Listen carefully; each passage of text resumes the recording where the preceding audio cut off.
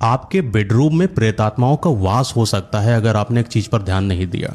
जब भी आप घर से बाहर जाएं तो कभी ऐसा मत करें कि आपका जो बेड है उसको बढ़िया सजा के जा रहे हो, नहीं, उथल पुथल करके जाना है।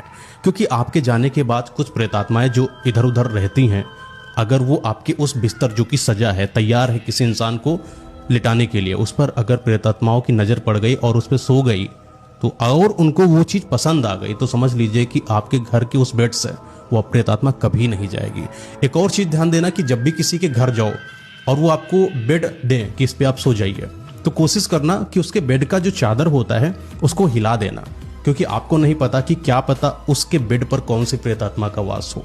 कुछ चीज़ें होती हैं जो बहुत कम लोगों को पता है, लेकिन पता होना जरूरी है। एक और बात ऐसे ही है कि आप जब सो रहे हो तो आपके जो बेडरूम में कहीं खाली कुर्सी नहीं होनी चाहिए। कुछ ना कुछ आप उस पर रख दो, बैग रख दो, कुछ भी रख दो। खाली कुर्सी का मतलब होता है कि आप किसी को बुला रहे हो कि आके यहीं पर बैठ जाइए। और रात में ये समय होता है जब प्रेतात्माएं खुली होती हैं, उनको एक आसन चाहिए होता है बैठने के लिए। तो अगर खाली कुर्सी है तो उसमें बैठकर रह सकते हैं।